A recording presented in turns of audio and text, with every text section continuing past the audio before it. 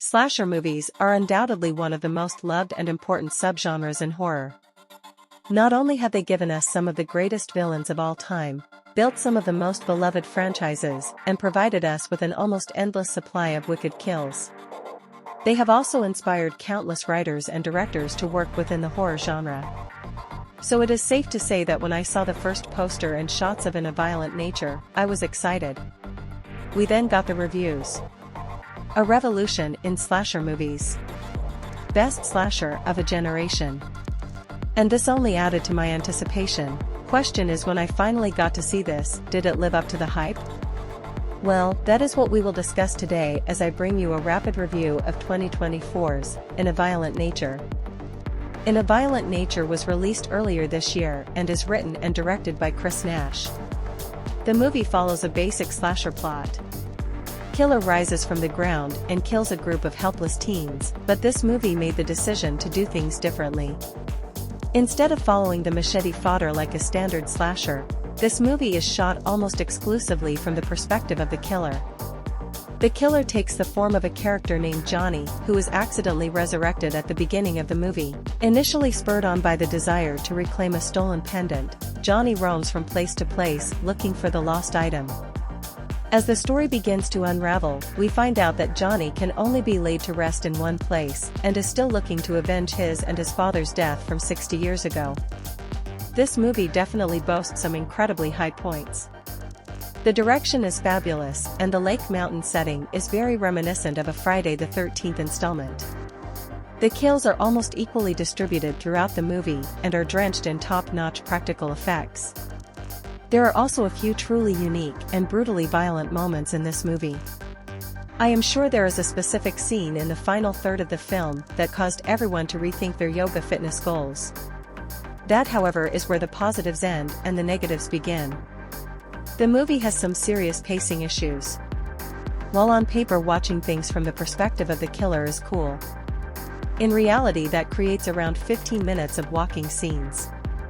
Again and again we are shown a back shot of Johnny as he traipses through the mountains.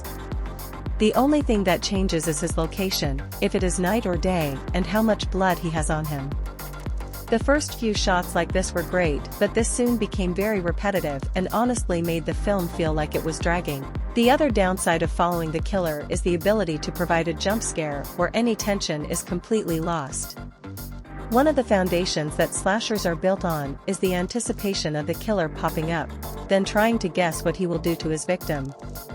In this we see him approach and in most cases select the weapon of choice. This almost takes all the fun out of the movie.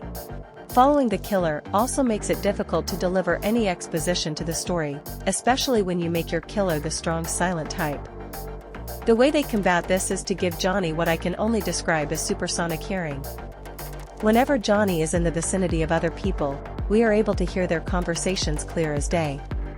Regardless of if he is hiding behind a tree near them or 50 feet away, the volume never changes. I understand why this directorial decision was made, but it did not translate well to screen. I also want to talk about footsteps. Johnny is a big guy, but every step he takes sounds like a transformer stomping through the forest. With this type of sound design, it is almost laughable to think he would be able to sneak up on anyone. In a Violent Nature is not a great movie in my opinion. While conceptually it is a very ingenious idea, in delivery it is terribly lacking. This is a slasher movie without a soul. No characters to care about, which makes kills less impactful. Far too much walking. And probably most annoying of all, an ending that is supposed to be ambiguous, but just screams, "Please let us make a sequel." There without a doubt will be an audience for this movie, however, this was not for me. I like my slashers well developed, with a likable cast, creative kills, and serviceable plot. This seems to have taken everything that I enjoy about slasher movies and excluded it. This is one of the least enjoyable watches of the year, and I have no excitement for the freshly announced sequel. I am going to give this a 1 out of 5 stars. I hope you enjoyed this edition of Rapid Reviews. Please make sure you let me know in the comments what you thought of In a Violent Nature. Also, please like the video, subscribe and hit the notification bell so you know when we release a new episode. Thank you for watching, and we will catch you soon. From the shadows to the light, we'll judge every fearsome sight. Gore and chills all in one night. Tune in now, it's pure delight. Rapid reviews, here we go. Quick and snappy, watch us flow. Scary movies, yes or no? Rapid reviews steal the show.